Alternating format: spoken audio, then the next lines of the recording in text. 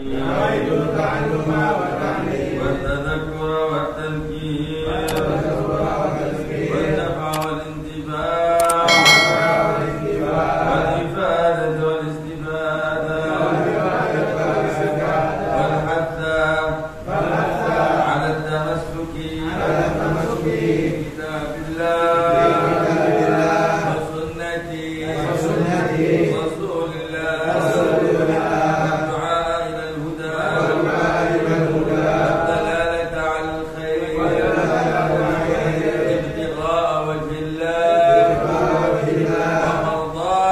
ومرضاته وقربه وثوابه وصلى الله على سيدنا محمد وعلى آله وصحبه وسلم. الحمد لله رب العالمين. بسم الله الرحمن الرحيم. السلام عليكم ورحمة الله وبركاته.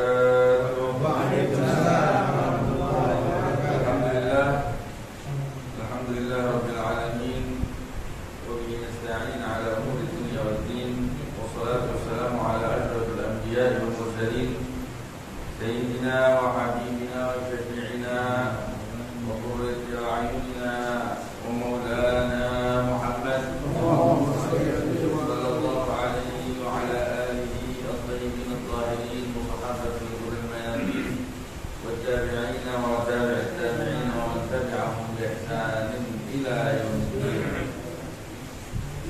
سبحانك يا الله، سبحانك لا علم لنا إلا ما علمتنا إنك أنت العليم الحكيم. ربنا زدنا علما وارزقنا وافتح لنا فتوح العارفين وفقهنا في الدين وعلمنا التأويل واهدنا إلى سواء السبيل وارزقنا فهم النبيين وحفظ المرسلين وسرعة الملائكة والرحيم. اللهم أغننا بالعلم وزينا بالحلم وأكرمنا بالتقوى وجملنا بالعافية يا أرحم الراحمين.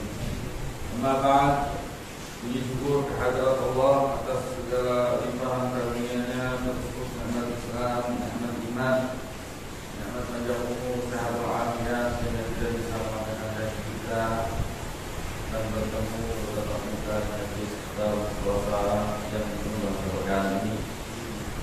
Majlis pimpinan Al-Sayyid Al-Walid Al-Habib Muhammad bin Ahmad Al-Attar rahimahullah wa rahmatullah wa ma'ana yawmihi wa bi'atari fitari amin.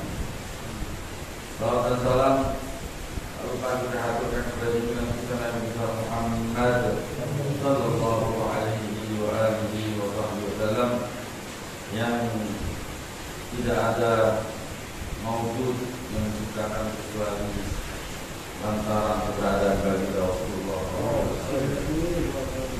Allah Subhanahu wa taala menyatakan dalam hadis kursinya, ya laulaka ma tawassul aflaka. Kalau bukan karenamu, maka itu tidak Rasul. Kalau bukan karenamu, saya aku tidak akan berusaha manusia ini. Kalau dan kepada terhormat para habaib, para hadirin dan majelis taklim dan masyarakat, syukur kepada Abu Bakar bin Syahab, kepada Nabi Abu Bakar, dan para habaib lainnya. Mohon maaf tidak bisa diberikan satu-satu, namun juga melalui berkat Allah Taala kepada beliau semua. Insyaallah kita semua yang hadir di sini sebanyak umur, ibadah dan orang tidak berubah dari luruskan segala dunia maupun akhirat kita, dan mengenal keberkahan majlis ilmu ini. Insyaallah angkat mara bahaya orang-orang yang dari Indonesia khusus dan seluruh alam secara umum. Amin ya rabbal alamin. Bagaimana telah diketahui, untuk kali ini di bulan Al-Fakir melanjutkan kembali kitab kajian dari kitab Dakwah Utama Watarjul Al-Amah karya Al-Habib Abdullah Ta'ala Bi'adah, mana kita sudah masuk di Sahabat ya, yaitu kelompok yang ketujuh, yaitu kelompok umum orang awam, ya, yang secara nggak tanpa melihat status mereka, tak peduli mereka orang kaya, tak peduli mereka miskin, tak peduli mereka pedagang, tak peduli mereka, intinya umumnya manusia, tapi khusus orang-orang yang lebih menekankan sisi ketaatan. Ya, dianggaplah insya Allah di sini yang dimaksud kita, paling tidak. Ya, kemarin hari waktu Al-Nazar menekankan bagi orang-orang yang misalnya kita, ya,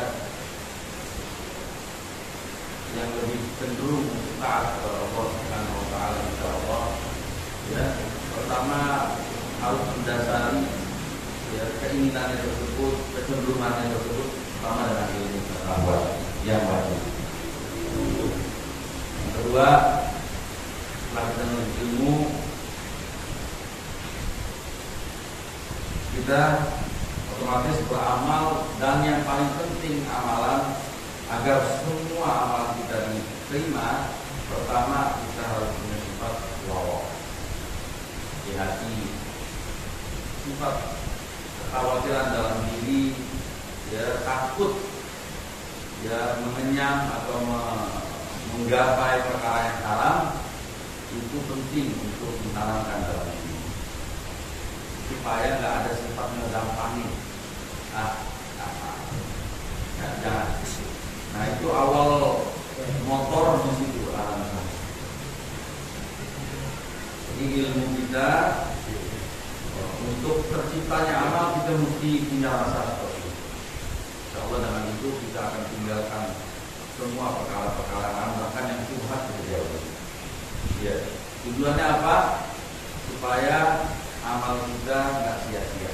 Karena orang sehebat apapun taatnya seseorang, tapi kalau dia mendasari fondasinya dengan makanan haram, maka sama saja dia membangun rumah di atas lautan. Ya, maka akan berdiri kuat, pasti akan tumbang, pasti akan buruk. Selain itu, kita harus dasari ketakwaan kita dengan keikhlasan. Tidak mengharapkan dari perbuatan kita kecuali ridho Allah dan pahala hari kemudian. Otomatis kita harus tinggalkan sifat riya. Sudah kemarin kita bahas terakhir sifat riya. Ya, kita kalau taat karena Allah, selain amal kita diterima sama Allah Subhanahu wa taala, kemarin kita lihat Allah pun Maha Kaya, Allah nggak butuh amal-amal yang di situ dipersekutukan Allah, ya, Allah nggak butuh. Kalaupun ada yang bagian saya kasih ke sekutu saya nggak butuh. Allah Subhanahu wa taala, Allah butuh yang bersih, ya, untuk Allah Subhanahu wa taala. Jadi, dan juga itu selain amal diterima dengan keikhlasan, keikhlasan pun juga memotivasi kita untuk berbuat baik tanpa pamrih. Ya, kita kalau berbuat baik karena Allah, nggak peduli apapun hasilnya. Ya, ada orang pengen berbuat baik, tunggu diperlakukan baik dulu. Nah, berarti dia berbuat baik karena ingin mengharapkan balasan baik. Ini juga bagian dari gambaran-gambaran lihat. Ya, nggak ada keikhlasan. Nah, tapi kalau orang yang berbuat baik karena Allah, walaupun mungkin hasilnya nggak dibalas dengan baik, nggak peduli. Anak nggak mengharapkan apa-apa dari kami. Yang aku harapkan adalah ridhonya Allah dan pahala dari Dia. Ya, engkau mau balas aku senyum, itu urusan kamu, berarti gitu. Kita nggak merasa nyesel, nggak pengen narik lagi senyum. Kita dan senyum sama orang, terus orang nggak senyum sama kita yang melengok, nyesel gue senyum ini. Salah, bukan begitu. Lah kita senyum karena Allah suruh kita senyum sama orang. Nah itu arti ikhlas. Jadi orang kalau ikhlas nggak bakal nimbang-nimbang yang namanya amal baik. Jadi nggak bakal nimbang gitu. Apapun hasilnya, yang penting amal berjalan kewajiban. Nah orang yang seperti ini pasti dia pengen lebih pengen terdepan. Salam nggak mau nunggu disalamin, pengen di duluan yang salam. Pasti orang yang seperti ini bakal masuk kategori minus sabiqin. Selalu ingin paling terdepan. Karena yang diharapkan adalah ridhonya Allah dan pahala dari ilmu. Tidak mengharapkan apapun bentuk kebaikan di dunia sama sekali. Nah itu pentingnya ikhlas. Selain diterimanya amal perbuatan kita, ya, ada motivasi tambahan. Ada motivasi tambahan. Nah kalau wara ada rem. Kalau ikhlas tuh ada dorongan, tegas. Kalau wara ada rem. Jadi kita perlu gas, perlu juga rem. Nah, itu riya kita sudah bahas kemarin. Nah, kalau riya ini kita berbangga kepada orang. Ada satu lagi yang hampir sama dengan riya. Benar? Enggak, itu riya ya. Habis riya hindari juga sifat takabur. Ya kan? Takabur itu berbangga diri. Riya itu pengen dilihat. Jadi motivasi amalnya adalah ingin dipuji, ingin mendapatkan balasan baik. Itu motornya. Itu motor kita adalah keikhlasan. Motor kita keikhlasan. Jadi pandangan kita nih ke akhirat, bukan hanya ke dunia. Jadi motivasi kita akhirat sehingga kita ikhlas. Nah, di samping setelah itu, kalau ternyata kita termotivasi, alhamdulillah, itu kita udah mengikuti itu, terus kita udah jaga-jaga bahwa dia nggak makan yang halal, nggak mau makan yang haram. Terus kita sudah berupaya ikhlas, motivasi kita ikhlas, tapi timbul sifat apa? Wah, itu lebih baik dari itu. Dia nggak pernah itu baik, adita, sombong. Nah ini juga hati-hati, runtuh lagi nih amal perbuatan, pahalanya jangan kita sombong. Nah ini nanti sombong kita udah bahas, ya. Di antara hadisnya la yadkhulul jannah man fi qalbihi mithqal dzarratin, tidak akan masuk surga orang yang ada sedikit aja, walaupun sedikit sifat kesombongan di dalam hatinya, ya, dia nggak akan masuk surga. Orang itu kesombongan miliknya Allah Subhanahu wa taala. Sampai kemarin ada satu pembahasan menarik, ya, dari ashab ketika Ibnu Athaillah As-Sakandari, ya, yang bunyinya rubba ma'siyatin aw rata sahibuha dullan munkisaran khairun min ta'atin aw rata sahibuha 'adza. Terkadang bahkan bisa jadi kesalahan yang membuahkan rasa hina dan salah di hadapan Allah bisa jadi malah lebih baik ketimbang ketaatan yang malah membuahkan rasa sombong. Jangan sampai. Yang pasti, yang bagus ya taat tapi nggak sombong. Tapi kalau taat sombong, terkadang malah lebih baik akhirnya dia mendapatkan kesalahan yang malah membuat akhirnya dia hancur dulu di hadapan Allah. Nanti akan kita ketahui di pembahasan selanjutnya, yaitu tentang bahaya ujub. Selain kita nggak boleh takabur atas ketaatan yang kita lakukan, takabur itu maksudnya merasa diri lebih baik dibanding yang lain. Iya. Selain itu, kita juga jangan ujub, merasa diri berprestasi, ya, merasa ini adalah hasil jerih saya, lupa di situ ada Allah Subhanahu wa taala yang melancarkan, yang mewujudkan, ya, sumpah tingkatan kita. Nanti akan kita bahas sedikit juga masalah konsep yang sebenarnya bikin selama ini mungkin menjadi tanda tanya besar buat setiap orang muslim, terutama tentang takdir. Nanti akan kita bahas sedikit agar semua insya Allah bisa menjadi jelas. Kita lanjutkan bacaan kita ya, sambil nanti kita akan kurangkan sedikit demi sedikit. Bismillahirrahmanirrahim. Qala al-Imam al-Alim al-Allam al-Arif billah والدعوة والإرشاد وقوة العباد والبلاد حبيب عبد الله بن علوي بن محمد الحداد في كتابه الدعوة التامة والتذكرة العامة رحمه الله رحمة الأبرار وأدام لنا النفع بعلومه وبأسرار الدارين آمين إلى أن قال رضي الله عنا وعنكم أجمعين.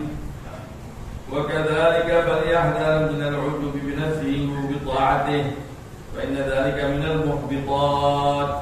وليعلم أن المنة لله عليه حيث استعمله بطاعته ورضيه لخدمته مع أنه عبد حقير ذليل فقير فقد شرفه سبحانه وأجله حيث جعله ممن يعبده ويطيعه ويذكره ويشكره. والفضل والمنة له تبارك وتعالى أولا وآخرا وظاهرا وباطنا وعاجلا وآجلا. وليعلم أن حق الله على عباده ولزوم طاعته ووجوب عبادته إياه وخدمتهم له من الأمور التي لا يستطيع أحد من العباد أن يقوم بالبعض منها ولو بلغ في الطاعة والعبادة مع أن يبلغ واجتهد وجد وشمر حتى يستوفي إمكانه ويستغفر استطاعته ووسعه. وليعترف العبد بتنسيره عما يجب عليه القيام به من عبادة ربه وليعترف بمنة الله عليه فيما وفقه له من طاعته وخدمته ولا يعجب بنفسه ولا بعمله فيهلك من حيث يرجو النجاة ويخسر من حيث يأمل الربح. وقد جعل عز من جار عظيم ولولا فضل الله عليكم ورحمته ما زكى منكم من أحد أبدا ولكن الله يزكي من يشاء والله سميع عليم. وقال رسول الله صلى الله عليه وسلم لن يدخل الجنة أحد بعمله قيل ولا أنت يا رسول الله قال ولا أنا إلا أن يتغمدني الله برحمته. الحديث هذا مع ما كان عليه صلى الله عليه وسلم من نهاية الجد والتشبير والاجتهاد في عبادة الله حتى قام من الليل إلى أن تورطت قدماه مع ما له من المكانة والمنزلة عند الله التي لا يساوي فيها أحد من عباد الله المكرمين وأصفيائه المقربين صلوات الله وسلامه عليه وعليهم أجمعين. بسم الله الرحمن الرحيم. Berkata Al-Habib Abdullah bin Alawi al-Haddad dalam kitabnya Da'wah Tamah atau Kitab Al-Ammah, semoga Allah rahmat beliau dan memberikan kita manfaat melalui ilmu beliau dan raja Allah yang Allah berikan kepada beliau yang mana kita rasakan insyaallah manfaatnya baik di dunia maupun di akhirat. Beliau melanjutkan nasihatnya, wa kadzalika falyahdhar min al-'udub bi nafsihi wa bi ta'atihi. Begitu pula selain kita harus berhati-hati jangan sampai kita terkabur dengan ketaatan, kita juga harus berhati-hati jangan sampai kita ini ujub merasa bangga dengan diri kita dan dengan ketaatan kita, prestasi-prestasi taat kita. Kenapa? Karena perkara tersebut termasuk dari perkara-perkara yang bisa meluluhlantahkan pahala amal taat. Ya, orang merasa dirinya baik, merasa dirinya sudah berbuat, tahu-tahu di hari kiamat dia lihat dirinya bangkrut, nggak punya amal. La haula wala quwwata illa billah. Yahsabu annahu yuhsinuna sun'a. Ya, mereka merasa diri bahwa mereka telah berbuat baik, tapi dibangkitkan dalam keadaan buta. Ya, karena mereka buta akan karunia dan budinya Allah Subhanahu wa taala terhadapnya. Ya. Wal ya'lam, ketahuilah annal minnata lillah. Ketahuilah bahwa budi itu hanya milik Allah. Haitsu ista'malahu bi ta'ati. Dialah yang membuat Anda jadi beramal taat kepadanya. Dan dia yang meridhai Anda melayaninya. Ma'anna wa'abdu. Bersama dengan itu kita semua ini, Anda, ayo kata, abdu, seorang hamba, haqirun, hina, dalilun, rendah, faqirun, butuh sama Allah Subhanahu wa taala. Wa syarrafahu subhanahu wa jalla haitsu ja'alahu mimman ya'budu wa yuti'u. Allah telah memuliakan kita. Allah telah memuliakan hamba ini. Dan Allah telah mengagungkannya, di mana Allah menjadikan dia masuk golongan hamba-hamba yang menyembahnya dan taat padanya, dan yang senantiasa mengingatnya dan bersyukur kepadanya. Itu Allah yang menjadikan semua. Fal-fadlu wal minnatu lahu tabaraka wa ta'ala. Budi, karunia hanya milik Allah tabaraka wa ta'ala, awalan wa akhir. Baik dari apa? Awalan maupun akhiran, semuanya milik Allah. Zahiran wa batinan, secara zahir maupun batin. Wa ajilan wa ajilan, sekarang maupun akan datang. Semuanya keutamaan fadilah milik Allah. Tidak ada yang kita bisa akui. Itu adalah hasil kita jadi baik dengan. Nah ini penting. Ini sebenarnya ini kajian terakhir ini kuncinya orang walinya Allah. Jadi aulia Allah itu dikenal disebut fuqara Allah. Mereka orang-orang fakir di hadapan Allah Subhanahu wa taala. Dan mereka menyadari itu. Ini penting untuk kita ketahui. Sekarang timbul pertanyaan. Kalau memang begitu, lalu apa manfaatnya perintah Allah kepada kita untuk beramal? Karena gitu kan? Semuanya dari Allah. Kan gitu? Nah ini umum, ini pertanyaan umum. Nah ini mesti kita benar-benar pahami. Jadi sebenarnya manusia ini hakikatnya memang nggak punya apa-apa. Apa yang kira-kira kita miliki dalam diri kita? Nggak ada, semuanya dari Allah. Semuanya dari Allah. Allah memberikan kita kebebasan untuk memilih.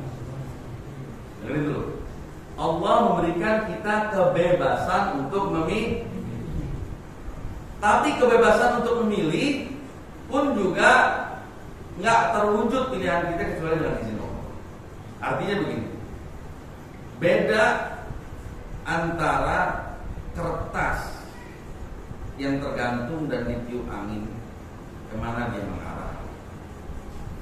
Itu kertas nggak punya keinginan. Benar ya? Dia omong ambil aja. Tapi ada hal dia diberi keinginan, diberi kebebasan untuk memilih, tapi pilihannya gimana Allah yang memilihkan. Beda gak? Tetap beda karena dia tetap dikasih memilih, walaupun tetap ACC-nya dari Allah. Nabi Muhammad SAW pernah diabadikan.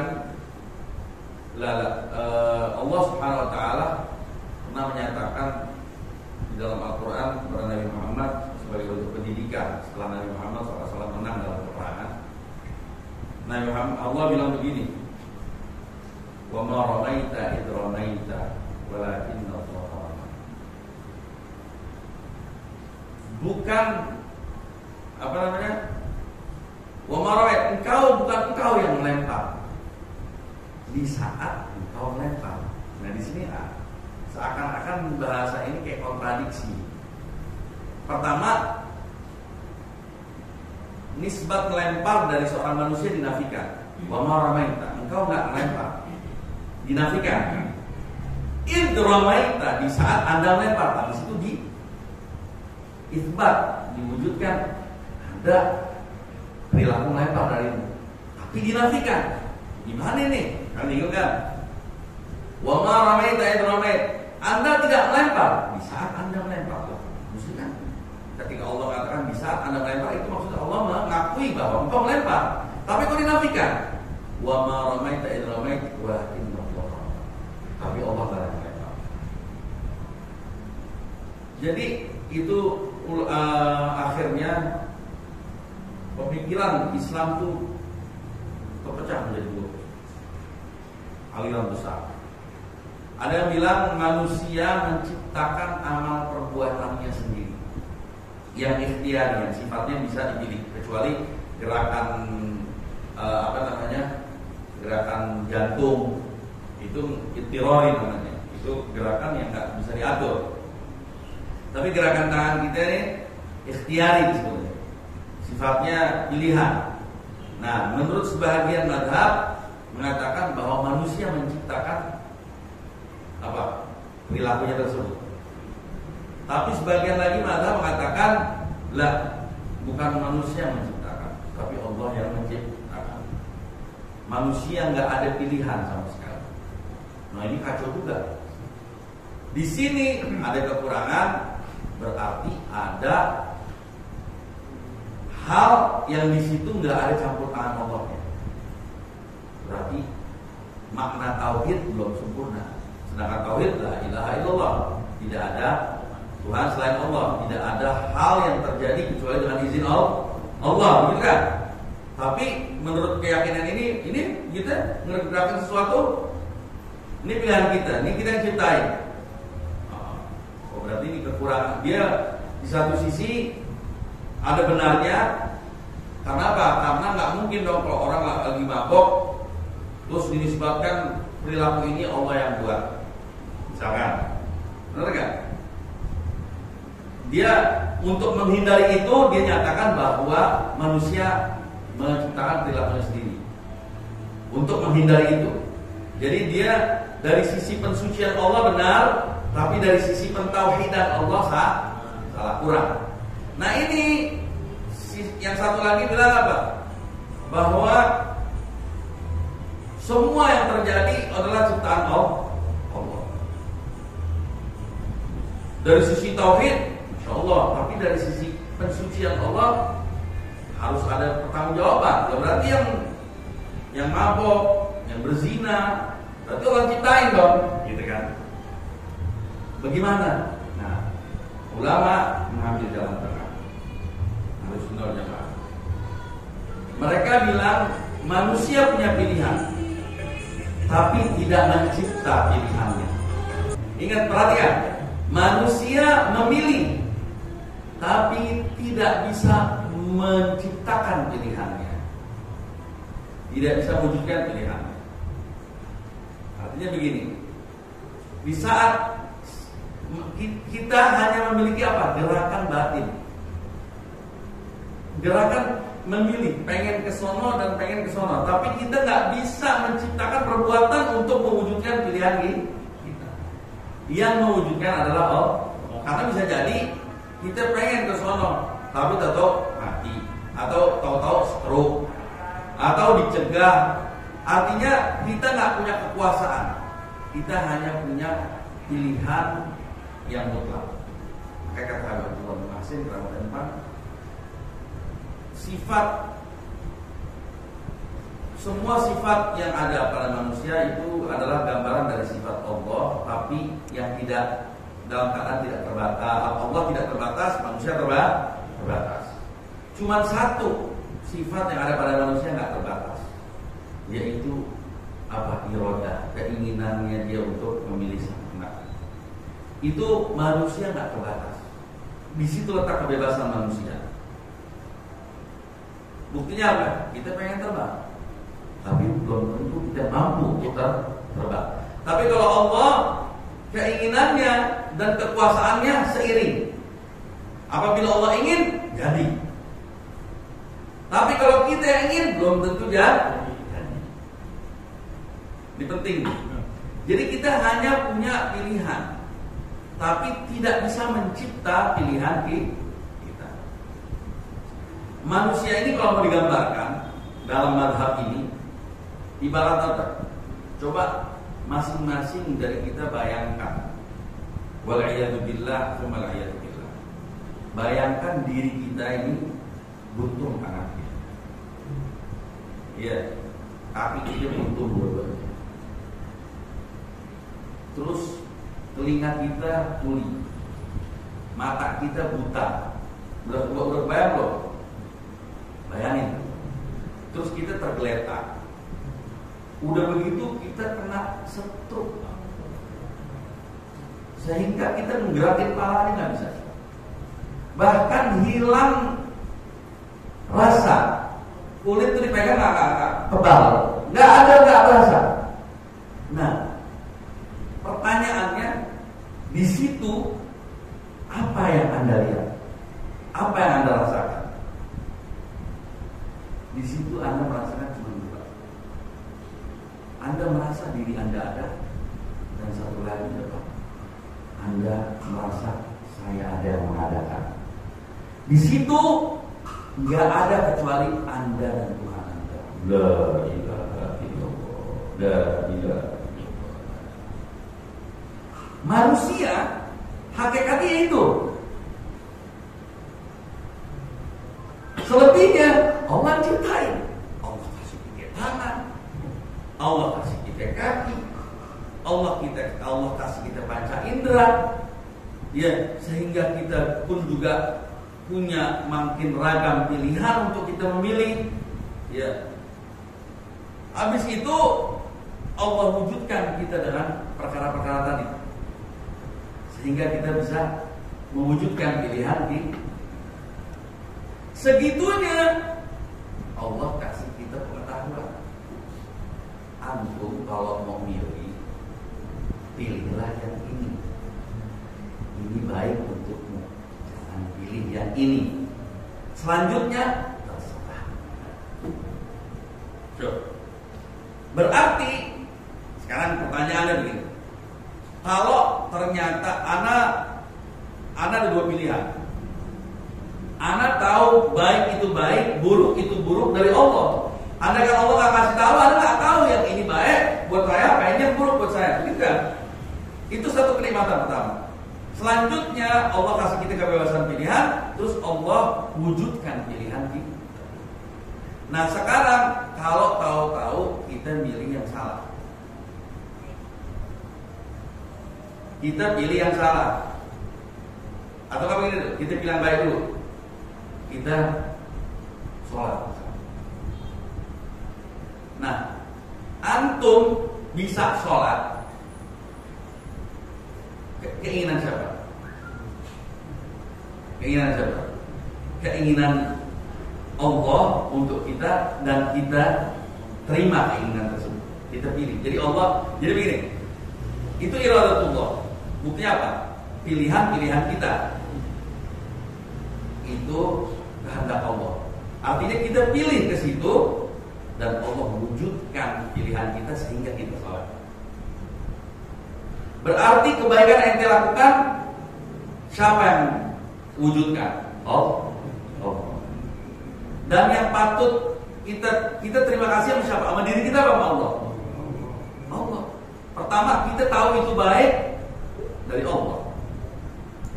Terus kita dikasih kebebasan, dan kita pilih, pun juga diberi taufik, diberi kudrah oleh Allah. Jadi kebaikan itu milik Allah. Nah sekarang lawannya, orang mabuk. Terjadi, mabuknya udah terjadi. Iradatullah bukan? Iradatullah. Allah inginkan itu terjadi. Tapi pilihan siapa? Pilihan manusia. Ente milih, Allah wujudkan pilihanmu. Salah siapa? Salah siapa? Salah diri dia. Kan Allah udah kasih tahu. Jangan pilih itu. Saya pilihkan Anda ini. Jangan pilih yang ini. Kalau Anda mau pilih ini juga, Anda kasih. Tapi jangan minta yang di akhirat. Karena Allah bilang gitu. Wa man arada dunya falahu falah. Wa ma lahu minal akhirati min nasib. Kalau lu mau dunia, ambil dunia nih. Allah baik. Ente mau mandi perempuan, tafadhal. Ente mau mabok, ayo deh. Tapi jangan salahin kecuali diri sendiri. Nah makanya begitu.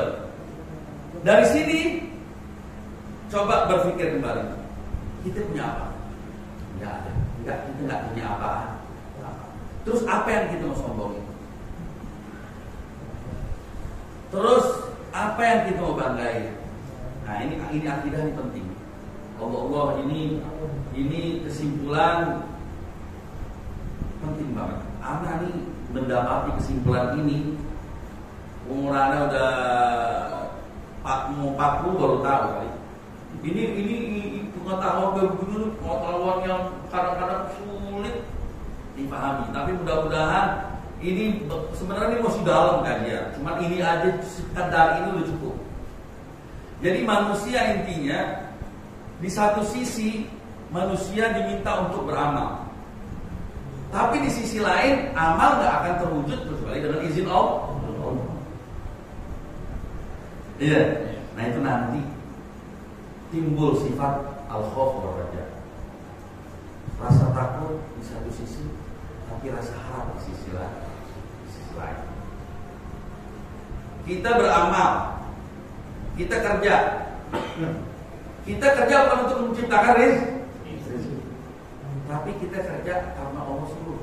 Kita kerja, Allah wujudkan kerja kita, Allah lah juga yang memberikan rezeki. Semua itu nanti kembali ke kaidah yang tadi.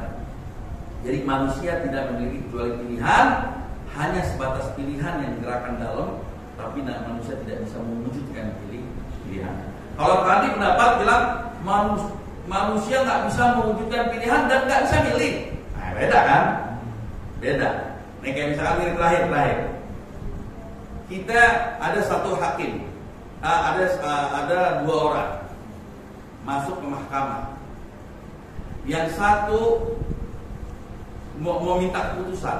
Keputusan terakhir siapa kasih? Hakim. Cuma yang bedanya yang satu hakim nggak perlu meninjau lagi. Hakim nggak perlu melihat berkas-berkas kita lagi, nggak perlu melihat pengajuan kita. Kita baru masuk pintu, Anda bersalah 4 tahun penjara. Begitu. Berarti dia nggak ada pilihan ini orang. Walaupun keputusan terakhir di tangan hakim.